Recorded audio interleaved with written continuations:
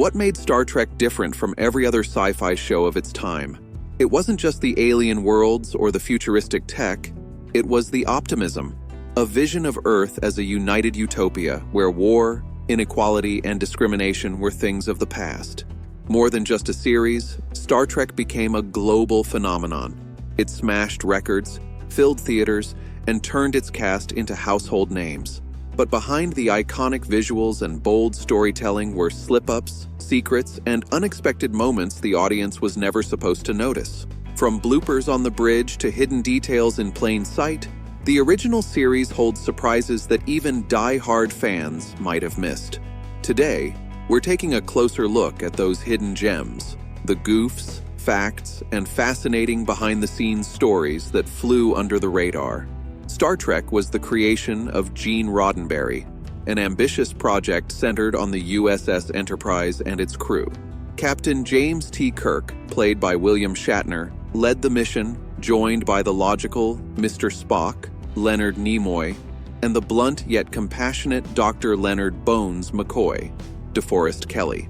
The show opened each week with the now famous line about boldly going where no man has gone before.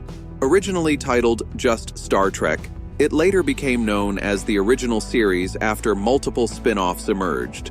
The story was set in the Milky Way between 2266 and 2269, giving writers the freedom to explore big ideas about humanity and the future. Though it debuted in the US on NBC on September 8, 1966, the first ever broadcast actually happened 2 days earlier in Canada. Despite its visionary concept, the show struggled in the ratings and was canceled after 3 seasons and 79 episodes. But cancellation wasn't the end. In the 1970s, through syndication, Star Trek was rediscovered by a new generation of fans. It slowly grew into a cult classic, inspiring 11 TV series, 13 feature films, and an empire of books, games, and collectibles. What began as a struggling show became one of the most influential pieces of television history. The road to success, however, was full of obstacles. Roddenberry pitched the idea in 1964 to Desilu Productions, where executive Herbert F. Solow supported it. Lucille Ball, then head of Desilu, didn't fully understand the show but backed it anyway, and her support was critical to getting it made. The first pilot, The Cage, was filmed in 1964, but it looked very different from the final version. The concept evolved dramatically, with changes like the introduction of stardates and key character rewrites. The team first took the idea to CBS, which passed on it in favor of Lost in Space. NBC showed interest and funded the pilot, but rejected The Cage for being too intellectual. Still, they liked the concept enough to take a rare gamble. They ordered a second pilot. That second episode, Where No Man Has Gone Before, proved successful and secured the show's place in the 1966 schedule. The Star Trek cast evolved before settling into an iconic crew. Leonard Nimoy's Spock was the only original pilot cast member to remain. William Shatner joined as Captain Kirk, James Doohan as Scotty, and George Takei as Sulu, who was originally a physicist but later became helmsman. DeForest Kelley replaced the original Doctor, Mark Piper, as Dr. McCoy, a key figure. Nichelle Nichols broke ground as Lieutenant Uhura, one of the first African-American women in a major TV role. Majel Barrett returned as Nurse Chapel, and Walter Koenig joined in Season 2 as Ensign Chekhov. Despite this strong cast, Star Trek almost didn't air due to financial pressures at Desilu Productions.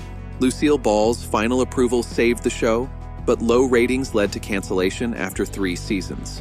In the 1970s, syndicated reruns revived Star Trek, turning it into a major franchise. Beyond the cast, iconic costumes and props helped build the world. Bill Thies designed the Starfleet uniforms and alien looks, while Hua Chang created key gadgets like the flip-open communicator and memorable creatures like the Gorn and Horta. Alongside designers like Matt Jeffries, they made the Enterprise feel real and unique. Star Trek was also a pioneer in home video. In 1982, the episode Space Seed was released on VHS to promote The Wrath of Khan. Initially priced at $29.95, prices dropped to $14.95 by 1985, and by 1986, over 1 million tapes had sold, letting fans own the original series adventures. Star Trek has continuously connected with fans through evolving formats, from 1990s DVDs with 2 episodes per disc, to early 2000s full-season box sets with bonus features, and 2009's Blu-rays offering remastered visuals and original or enhanced effects. The show made bold history-making moments, like the 1968 Plato's Stepchildren episode featuring the first interracial kiss between a black woman, Lieutenant Uhura, and a white man, Captain Kirk, on American TV, airing just after the Supreme Court struck down interracial marriage bans. Star Trek even inspired the creation of Klingon, a fully developed fictional language by linguist Mark Okrand, which remains popular today, including on Duolingo. Its futuristic tech inspired real science, with ideas like tractor beams influencing space debris removal research. Inside jokes like the Picard maneuver became fan favorites. The Prime Directive, forbidding interference with less developed cultures, was a political critique born during the Vietnam War, reflecting opposition to U.S. intervention. Nichelle Nichols, as a black actress during the Civil Rights Movement, was a powerful role model. Dr. Martin Luther King Jr. convinced her to stay on the show, saying it was the only one he let his kids stay up late to watch. Her presence inspired millions and made history. Star Trek's legacy extends beyond the 60s. The 2009 reboot trailer broke records with over 8 million downloads in 24 hours and 5 million in 5 days, proving the franchise's lasting appeal. The original Star Trek series pushed special effects limits, from massive Invincible-class starships to the small 14-foot Enterprise model made of plastic and wood. Iconic effects like warp speed and the transporter shimmer were created with clever practical tricks. Human touches made Star Trek unforgettable. Spock's Vulcan salute, inspired by Leonard Nimoy's Jewish heritage, became iconic. Majel Barrett voiced Starfleet's computer and played multiple roles, while Vaughn Armstrong holds the franchise record for most characters. Jonathan Frakes turned a back injury into the famous Riker Lean. Star Trek.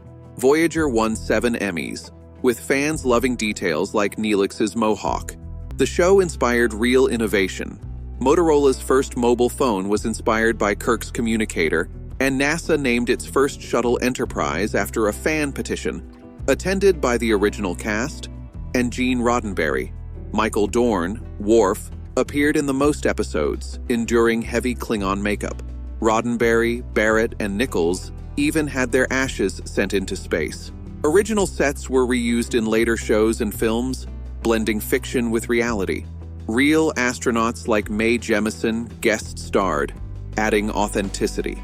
Yet, funny on-set mistakes slipped through. McCoy's shirt changing mid-scene, Kirk's arms switching positions, visible tape markers, and lingering typos in credits. Bloopers showed the cast's goofy side, though Leonard Nimoy disliked them, fearing they looked unprofessional. Fans, however, embraced these reels during the show's Lost Years, appreciating the human side behind the sci-fi. William Shatner said the bloopers revealed the cast as real people, adding to Star Trek's enduring charm. These mistakes don't harm the show's legacy. They add fun and keep its spirit alive. So, which Star Trek blooper do you find funniest? Do these errors hurt the show or make it even more charming? Let us know, and stay tuned for more Hollywood stories. Make sure to hit that subscribe button and turn on the notifications so you never miss an update. Also, drop a comment below